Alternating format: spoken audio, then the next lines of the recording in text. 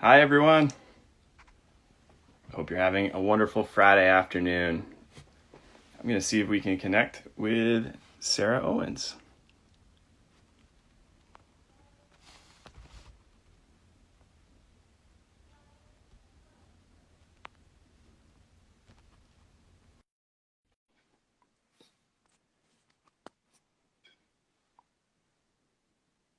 Let's see if this works. Hey, Ah, Sarah! I did oh, it. Seven. How's it going? It's good. It's good. How are you? It's good to see you. It's fun to be able to connect like this. I know you're a real person. I know, right? You don't just sit on my computer. I know it's sometimes it takes some planning to just like get together and get a chance to talk and catch up. And Right. I'm so excited that you're able to take some time and chat about all things stone ground flour and regional grain. Um, and obviously we miss you not being able to have the kneading conference this year, but this is going to work, I think, for connecting with some folks and hopefully answering some questions, and getting people excited about the things that you and I are both passionate about. Absolutely. Yeah. Just before we get started, can you hear me okay? Because I could also put my headphones in. I can hear you great, Okay. and you hear me well as well. Yes. Good, Yeah. great. Okay. Good. Maybe for the sake of for folks who may not know one of us, maybe we can just introduce ourselves a little bit and the work that we do. And so I'm Tristan Noyes. I'm the executive director of the Maine Grain Alliance, and the Maine Grain Alliance is an organization that's dedicated to inspiring and empowering people who are helping build regional grain economies. And we do that through a whole host of different ways.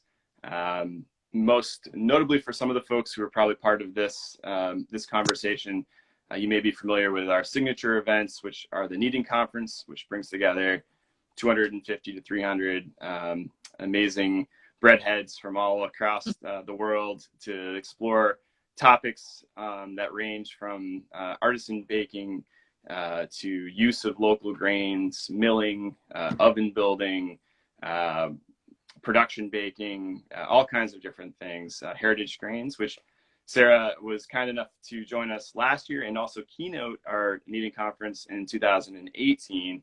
But last year, your workshop, you talked about kind of converting some traditional baking recipes, I think, to using stone ground flour and how to do that in kind of unique ways.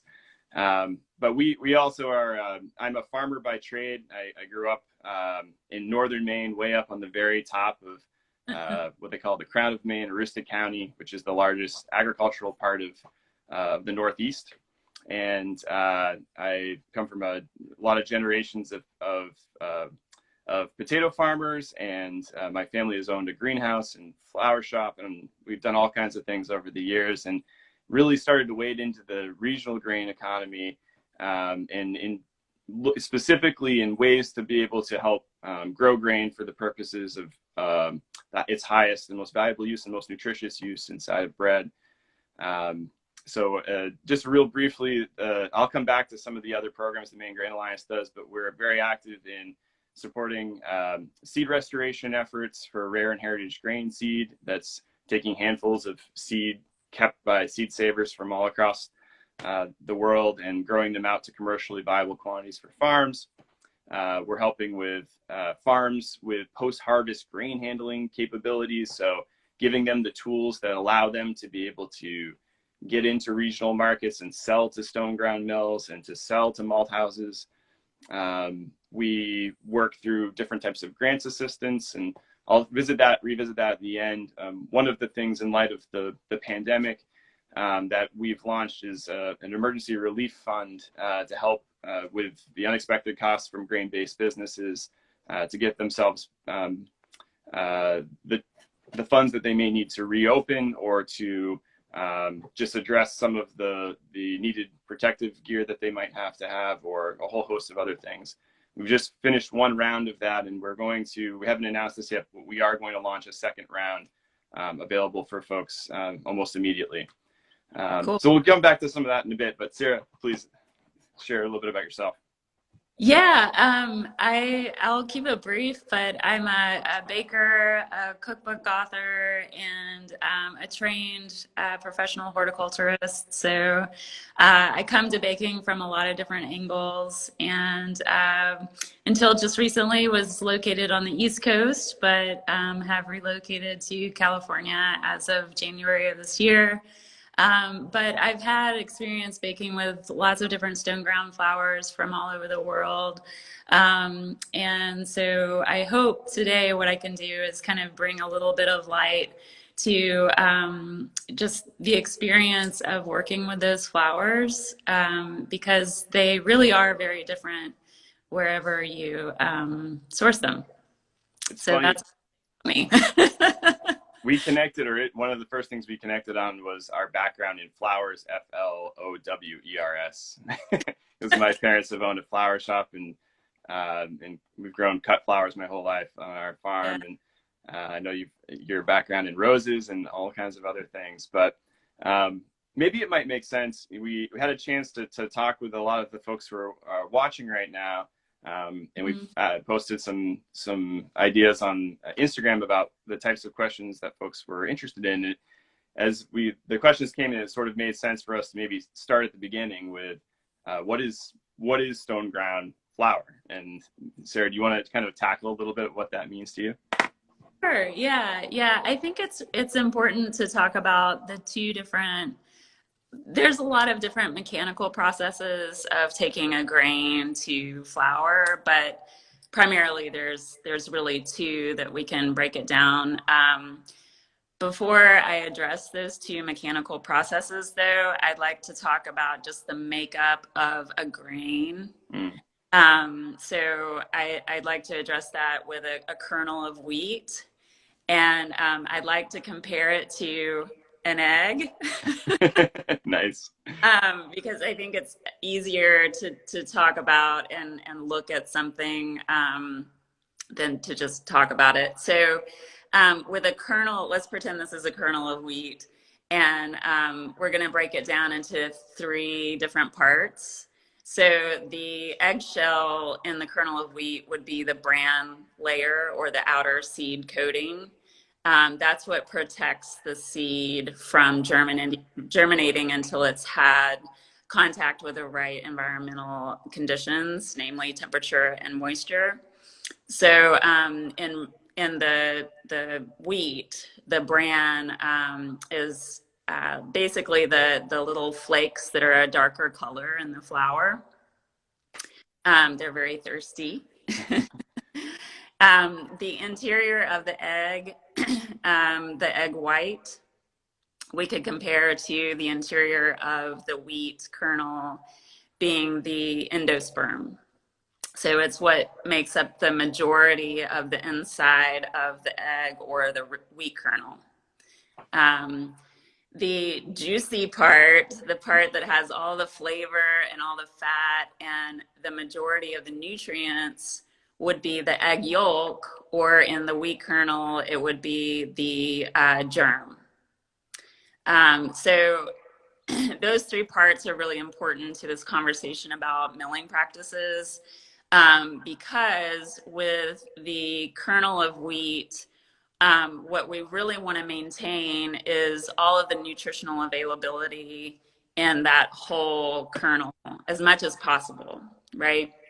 So now let's talk about the milling practices. So with conventional milling, it's all about volume. It's all about maximizing inputs for return on investment. And so it's all about speed and maximum efficiency. So roller milling, just mechanically speaking, it can be these very, very large, very long rollers. The little wheat kernels pass through, and they're milled, they're crushed at a very high speed, which often compromises the value of the germ, which is the most precious part of the wheat. in the case of whole grain, whole wheat flour that's produced by a roller mill, the bran is often sifted out or casted to the side and then re-milled to make it finer and then added back into the flour to be called whole wheat. But we're missing the most important part to the nutritional value, but also the flavor, which is the germ, right? And so the benefit of that is we're doing it really fast. It's happening at a high speed. We're getting great volume. But the downside is, you know, we've lost the nutritional availability. So often this type of flour, if you look on the ingredients label, it says, you know, unbleached usually, hopefully, with added blah, blah, blah, and it'll list a whole bunch of different vitamins, minerals, because we've, you know, through the process eliminated those things. So they have to be kind of manually added back in to make this into a food-like product. It's fascinating for, I think, anyone who's, if you've ever seen a picture of the inside of a roller mill, it's not at all what you would expect to see. It is very, I don't think you could find a speck of, you know, flour or dust anywhere in those. They're very tight processes with very big machines. You know, this is at very large scale types of production. And, right. You know, that's sort of, you touched on this a bit with sort of the, you're talking about roller mill flour versus stone mill flour. With when you take out, you know, when you're taking out the germ and the bran, it does make flour sometimes more shelf stable, for example, right. Which is advantageous for some folks who are, you know, are in stores. But as you mentioned, the good stuff, the germ, you know, the bran, like the things that make it most nutritious are missing as well. So that's been sort of a fascinating piece, and we'll touch more about what that means and how stone ground milling has made a resurgence in regional systems. But largely inside of regional systems now, you know, you're not seeing those large scale roller mills servicing the needs of those regional food systems, those grain systems. You're seeing the emergence and reemergence of the stone mill. Right, exactly, which is really exciting. It's the most exciting part to me. Yeah. So thank you. So that's roller milling. So now we can talk about the mechanical process of stone milling and the differences between the two. So just as one other side note, if you've ever taken my class, you've heard this whole spiel before, but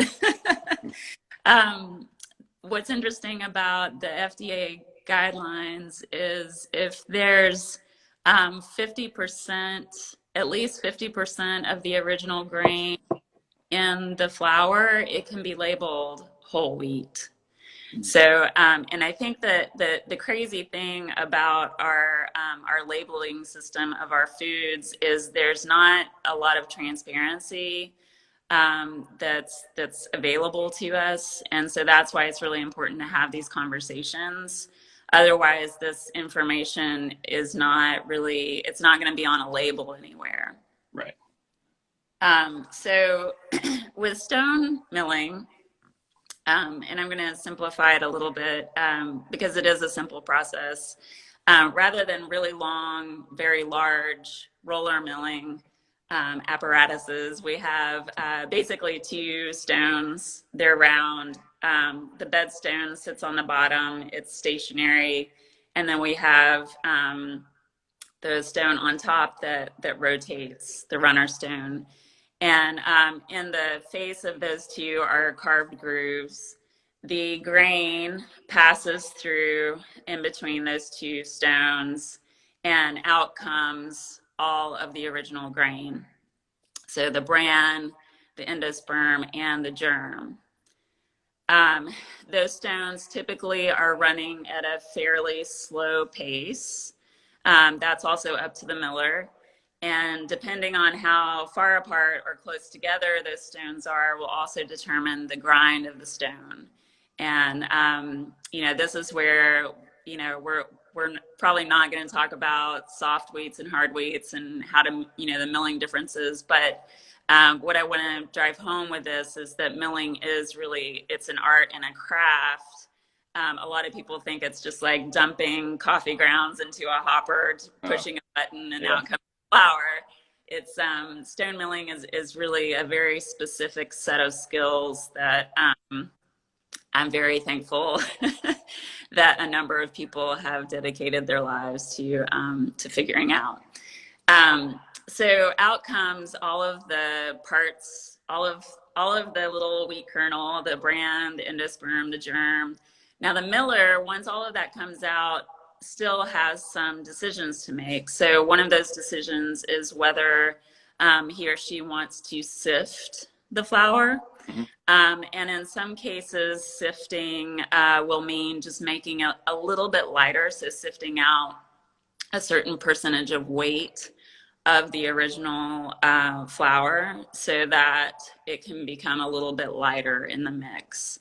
And that's when we start talking about extraction rates, which I think we'll get to. But there's some decisions, to be made. But I think one of the most important things to remember is that any type of stone ground flour is going to have all of the germ present. So it's going to be remarkably more flavorful, but a little more thirsty and very enzymatically active. And we'll talk a little bit more about that as well. But it's really important because that germ is there. Germ is mostly made up of oils.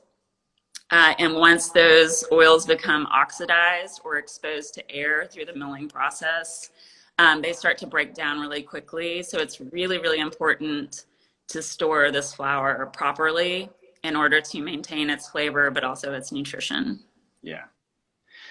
In contrast to that visual of the large roller mill, oftentimes the stone ground mill is set up in a way that takes advantage of vertical height. So using gravity to its benefit so that grain can be kind of put up to the very top of a structure or on different floors, fed down through various cleaning apparatus, basically screens and different types of tables that can help to separate out any kind of things that shouldn't be that be going through the mill, then fed down into the mill, into a hopper, and then those, as you said, the mill is turned quite slowly, otherwise it gums up and can create all kinds of problems and days of production lost trying to clean that out.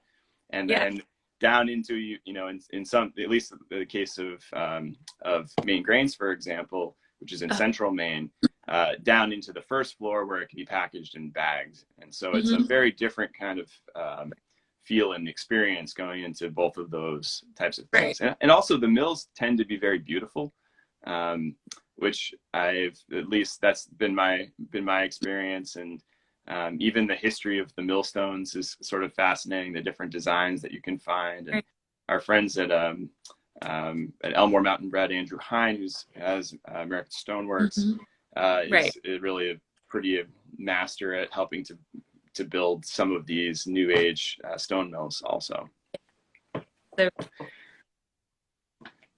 So Sarah, one of the things that has been asked centers around the differences in the flours regionally and seasonally, and how do those affect a recipe or a formula?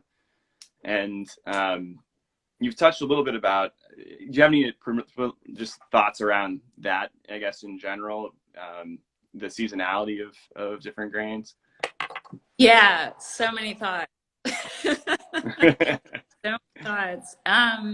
Yeah, I think that, we've become really used to thinking about the cycles of life with most of our foods in terms of like vegetables and fruits, but often we kind of have lost that thinking process with grains because they just seem so inert. But it is really important to remember that seeds, their basic function is really to bring life to, you know, start the cycle of another plant. So it's important when we think about the different components of our grains and our flours to remember that, especially when we get into the conversation about enzymes and gluten. Right. But generally speaking, in terms of seasonality with grains, there's a lot of different ways that we can talk about grain, but I think one of the most important things to remember is that it has terroir. So where that one seed is planted, the type of soil it's planted in, the microclimate or the climate that it's planted in, whether there's rain or if it's a very dry climate, if it's dry farmed, if it's irrigated, all of those things will have an effect on the performance of that grain. Yeah. When, how it's harvested, how it's dried, all of those things really will have a huge influence. And so that's why it's really important to talk about seasonality, but also regionality. Yeah. Yeah, I mean, in the example of where my farm is in northern Maine, and having talked with a number of farmers and millers, one of the things that's unique about northern Maine is that we, in the summer, will have pretty warm days, but we'll have quite cool nights comparatively. And, you know, there's been discussion among a number of the farms and at least one of the mills around, you know, the stress that puts on a plant creates some sugar inside of the grain. And so there's discussion about, does that make it sort of a creamy kind of grain? You know, there's a little, maybe just a little bit more that's there versus another place. But what that is sort of unique in the terroir, there's going to be other advantages or interesting flavor profiles from someplace that's drier and hotter more consistently too. And so it's fascinating. And especially once you get into the, you know, the varietal selections of the places regionally and what is being grown over, you know, in some cases generations that have been landrace varieties adapted to a certain place over time and taking on sort of the unique qualities of that, of the soil and land there. And then one other thing that just pops to mind around that is just thinking about the seasonality from the standpoint of rotation and creating sustainable rotations of crops. So, you know, growing peas in rotation with other grains because it's helping to enrich the soil, and then using those inside of your, you know, creating market opportunities to be able to use those in regional food systems is also an important consideration, I think, overall. Right. Yeah, it's really interesting to think that you can have one type of wheat, plant it in Maine, plant it in California, plant it in Kansas, plant it in Montana or Saskatchewan, and they will have a completely different set of performance characteristics. Right. If it's the same type. Fascinating. And a lot of that, like you said, it has to do with the soil composition. It has to do with the differences, the length of seed. And that's, you know, I think it's really important to remember that with each of these varieties, you can have a certain set of expectations to start from. And that's where, you know, books and workshops and that sort of thing can really help you. Because we have a place where we can start, but it's important from there to go into, okay, now let's consider, where did I source this? Who farmer was it? Tristan who grew it, you know, close to Canada, or you know, was it someone else in Arizona or California? And from there, then you can say, oh, okay, it was dry farmed in Arizona, so it's going to be really thirsty and it's going to need a lot more water in the mix compared to that same grain grown in Maine. Yeah. So it's really important to know where to start, the considerations of where to start with a grain, but then to remember as a baker, okay, I have to consider that this is not a standardized product. Yeah. And to adjust accordingly. Yeah, that sort of naturally segues into sort of a related question to that some folks had asked around, explaining, gluten potential of different varietals and why protein doesn't always equate to gluten strength. Uh-huh.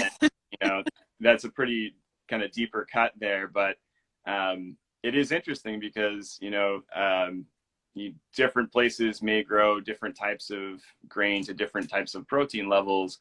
Also, if you're a farm that is focusing on, older varietals, for example, that might also affect, what your protein levels are. And I don't know if you have any thoughts about that, Sarah, but. Again, so many thoughts about gluten and varietals.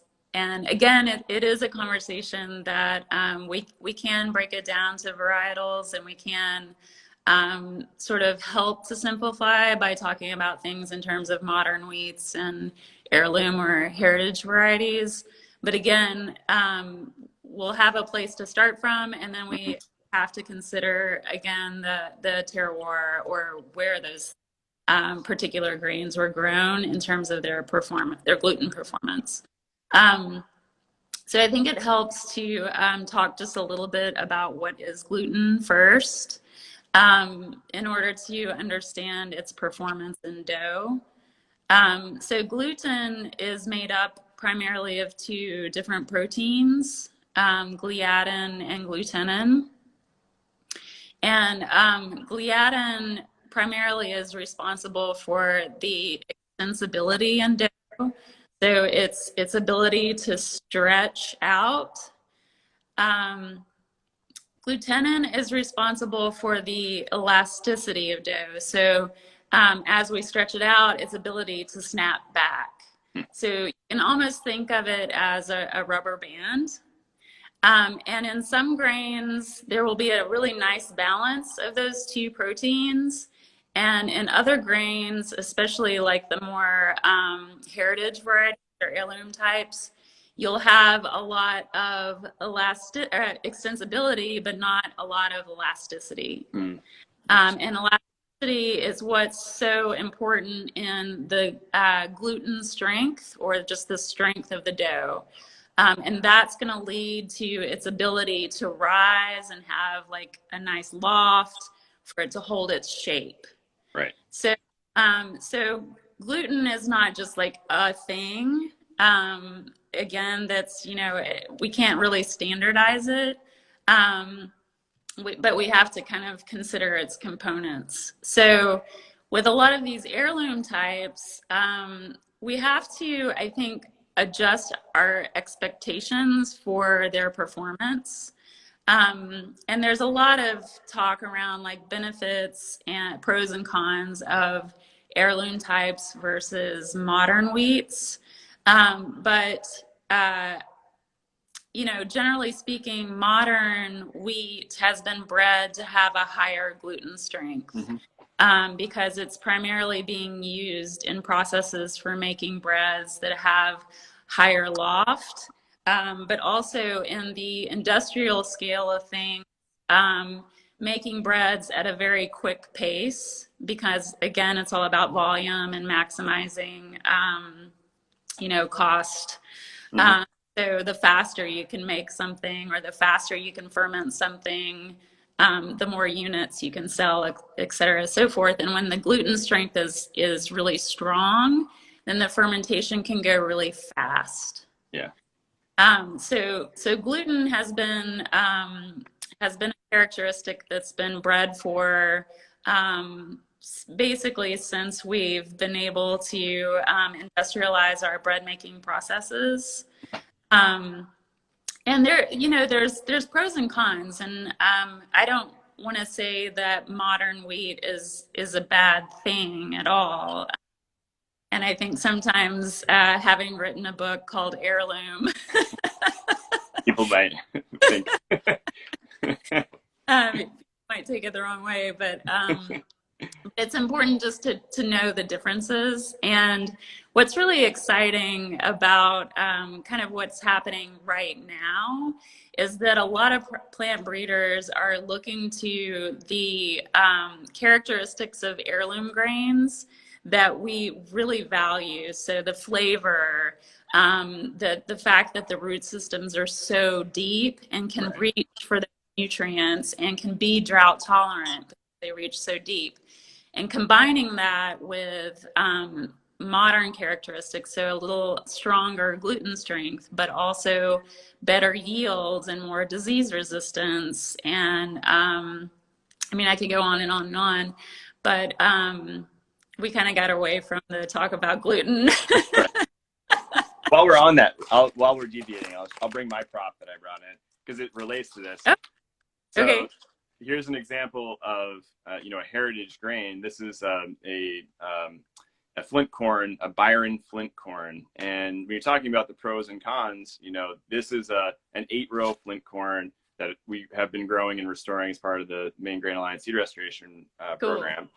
It's really beautiful, but you notice that it looks quite a lot different than what you think of when you look at your modern sweet corns.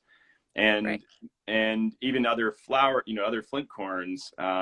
This is an 80. Well, we are working on trying to restore some of those varieties that take lesser amounts of time to be able to grow in the heat units that we have less of in Maine. So the short season varieties are crucial for us to be able to continue to grow flint corn, which has been grown for hundreds and hundreds of thousands of years here in the Northeast.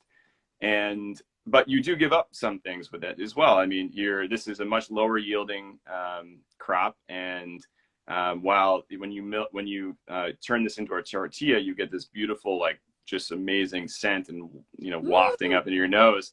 But Yeah. again, from a farmer perspective, also it's challenging. You need to be able to have a market that's robust enough to be able to Right. support a lower yielding grain like that.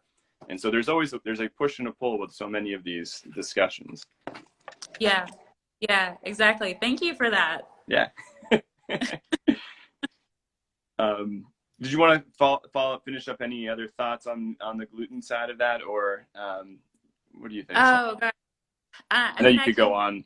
About and extensibility and elasticity forever, but I think, again, it's just a matter of trying to remind folks that when they are using a regional flour, to first identify what is the type of grain. Yeah.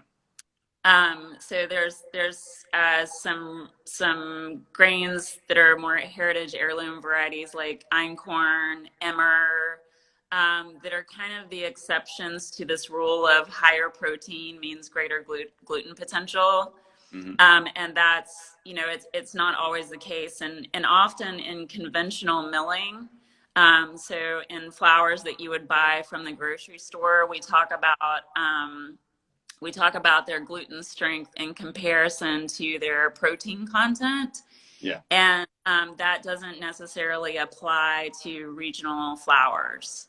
So if you are purchasing, let's say, an emmer flour, it's going to be very, very high in protein, one of the higher protein flours you can purchase. But because its gluten structure, that gliadin glutenin relationship, is a little wonky, it's not going to have the same gluten strength that you would expect it to, being a high protein flour. So that's kind of a general rule across the board. Same thing with einkorn. Yeah.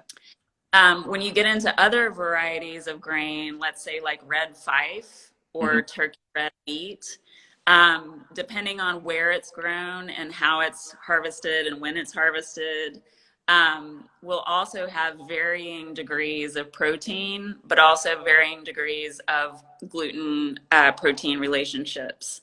So I have bought red fife in the Northeast one year, and it's had great gluten strength, really well performing. I buy it the next year, same producer, and it's, the gluten strength is a lot weaker, same beautiful flavor, but a really different performance. And that's just kind of an indication of, it is a seasonal product. So we kind of know where to start. Okay, red fife has the potential for this, but let's test it for this season and see how it's gonna perform in a dough. It's also, I think, a great example. So we grow red fife on our farm. Okay. And I think it's a great example of the conversation that we're having about why it's important to have connections all the way through the process, from growing to, the end user who's eating the bread that's created from the red fife.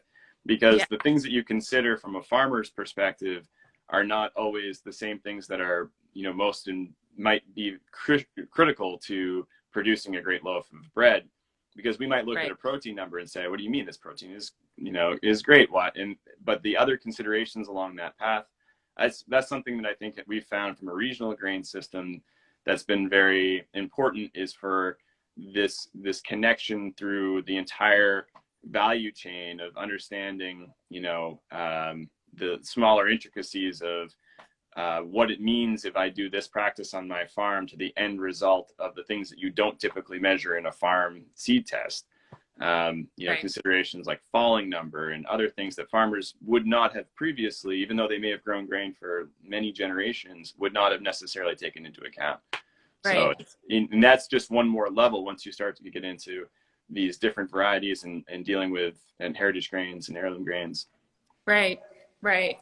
But that's one of the benefits too, right, of buying into a regional grain economy as a consumer, is you can have those conversations. I doubt that I could email, maybe, but it's harder to have conversations with large industrial flour producers about the performance of their flours.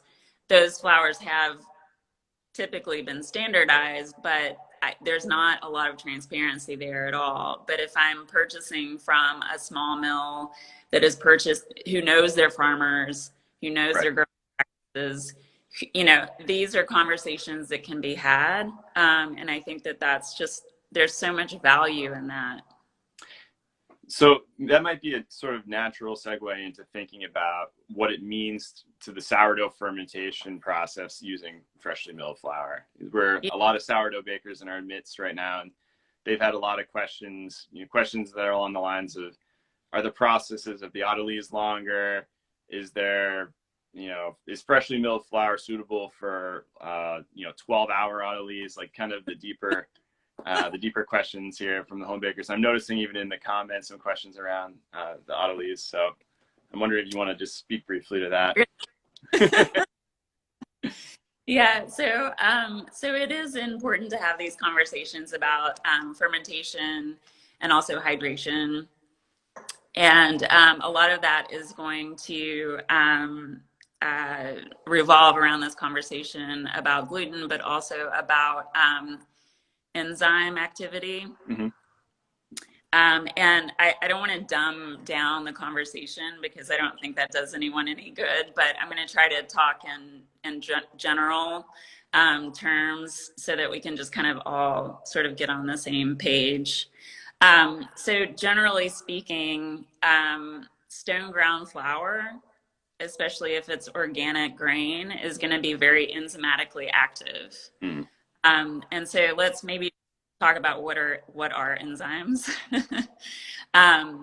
So enzymes are naturally present in all grain, and they kind of you can think of them as things that catalyze biochemical processes once they come in contact with water. So when you're mixing flour and water together, you're activating enzymes. With flour or with bread dough, we primarily want to think about two specific enzymes, protease and amylase. Stay with me. No, yeah.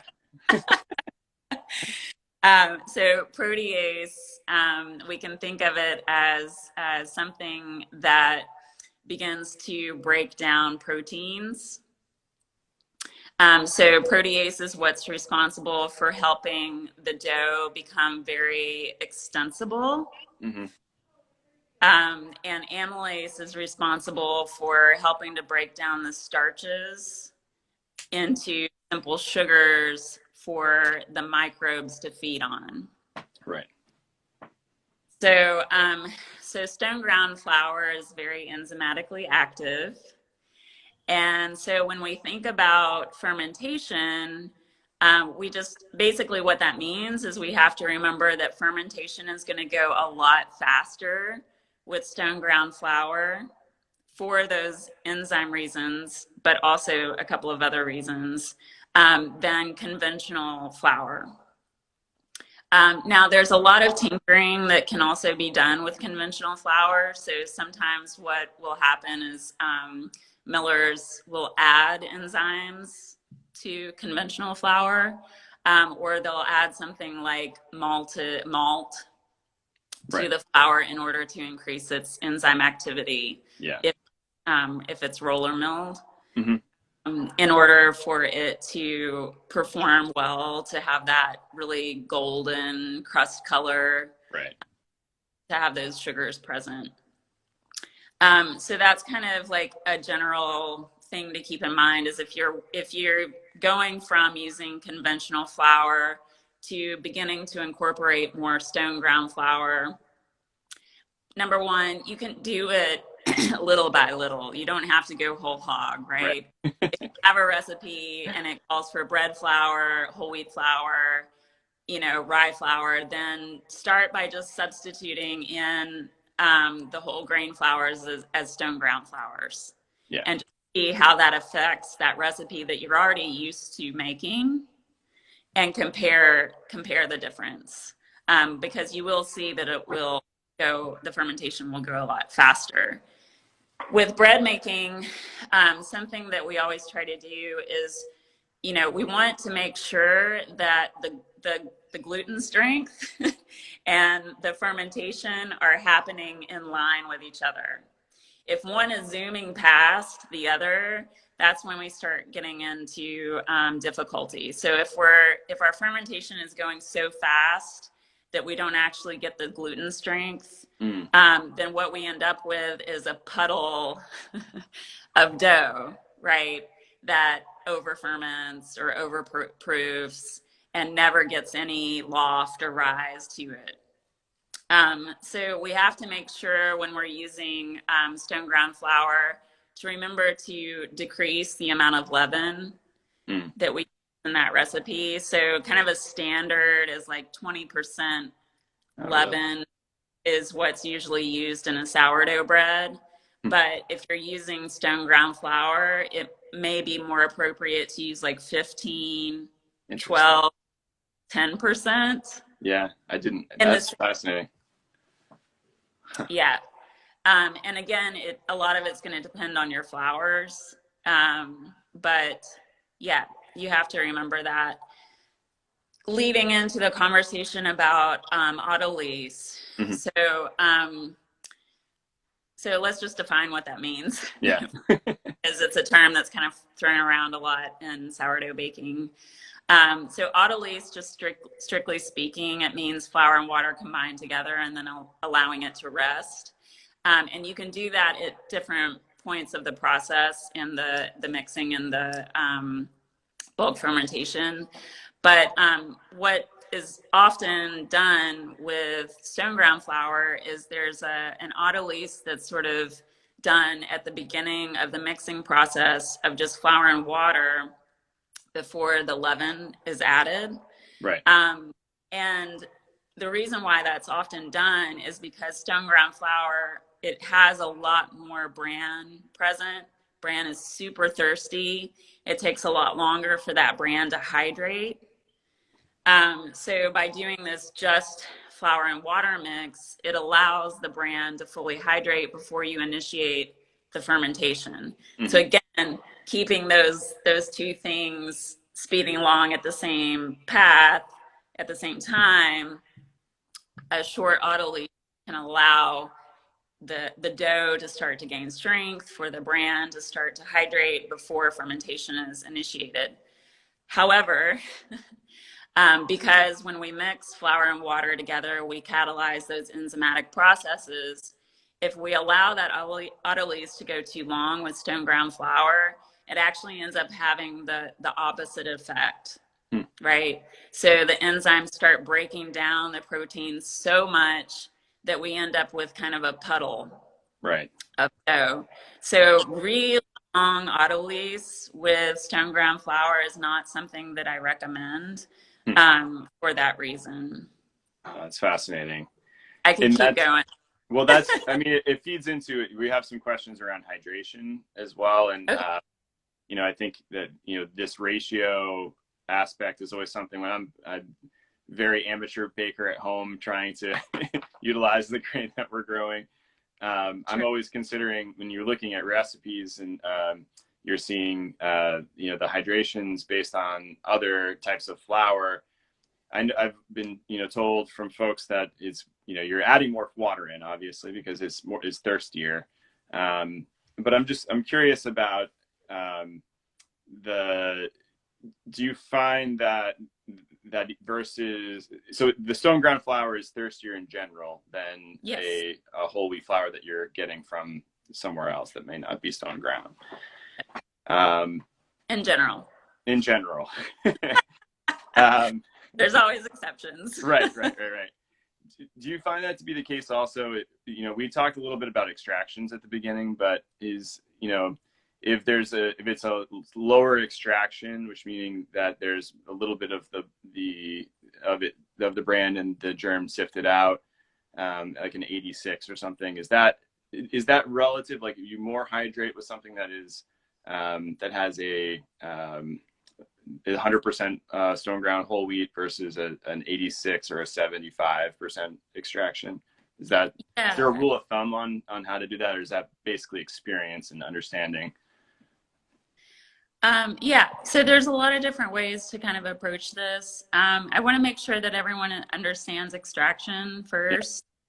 So when we talk about extraction, we're just talking about how much of the original kernel of wheat has been sifted out. Mm-hmm. So if you're buying a type T85 or an 85 or a high extraction bread flour, these are all kind of the same thing, then 15% of the original grain has been sifted out. So that's why it's called 85. So same thing, T70 or type 70 or 70% extraction means that 30% of the original grain has been sifted out. And typically what that means is it's in the form of bran. Yeah. And bran, in bread making, bran is very, very sharp. Mm-hmm. And bran, if it's not hydrated well, that sharpness can end up cutting through the gluten network, which leads to a lower profile bread. So that's often why some of the bran is sifted out by the miller in order to make it a little more easy to handle for the baker. So when we're thinking about these different extraction rates for hydration, so that, you know, that naturally goes with the less bran is in the flour, the less water it's going to need, but it's still going to be, if it's stone ground, it's still going to be thirstier flour than a conventionally, you know, roller milled bread flour. Yeah. So, so it's important to know if you're using someone's recipe, it's important to know what kinds of flours they've used to develop that recipe. Yeah.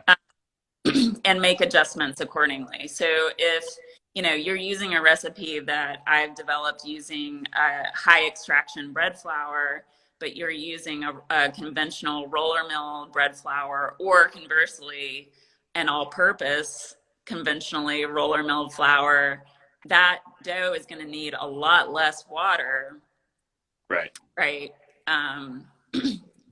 And opposite, if you're using a recipe that's been developed using conventional flour, but you are converting over to using a more nutritionally dense stone ground flour, you will know that you will in general need to add more water. And that water, depending on where you source your flour, could be anywhere from 5%, let's say on the East Coast where it's a more humid environment, to 15%, let's say in like Arizona or California, where it's a very dry growing environment, very dry harvesting environment. So those are kind of like some general rules. The exceptions you run into are with varieties of grain like einkorn that across the board just do not accept a lot of water. Yeah. That's fascinating. Yeah. Also, Huh. I'll say one other thing about hydration, and I know we're getting low on time, but one other thing about hydration is I like to compare it to a thirsty houseplant. So if you have a houseplant you've forgotten about for a while and you're like, oh no, it's thirsty, it's wilting, and you dump a whole bunch of water on it. Straight through. Yeah, the water doesn't get absorbed by, I'm looking at my houseplant right now. Typically, it just runs right through and it puddles at the bottom of the container. Whereas if you water it a little bit at a time, the soil will absorb that first watering, and then you water it a little bit more, and it has the potential to absorb slowly all of the water you give it. Flour is the same way, particularly stone ground flour that has a higher percentage of bran in it. So if you are mixing a dough and you think that it's going to need a lot more water, you can do it in gradual increments, right? You don't have to dump it all on at the same time. This also gives you the ability to feel your way through it. Yeah. Right? Because it's very hard to work with an overhydrated dough. I think we've all been there. Right. If you're doing your autolyse, if you're doing your first mix, and you say, okay, I think this is going to need 10% more water than normal, then you could go ahead and add 5% more. And then when you're ready to add your leaven, when you're ready to add your salt, with each of those steps, just add a little bit more water, making sure you feel comfortable with those steps, and remembering that it takes a while for the dough to absorb that and then bounce back in gluten strength. So you're not going to see strength right away in the dough anyway. Right. So making sure you give it time to absorb the addition of water. And by adding the water in those steps, also, it helps you to incorporate the other ingredients like the leaven, like the salt.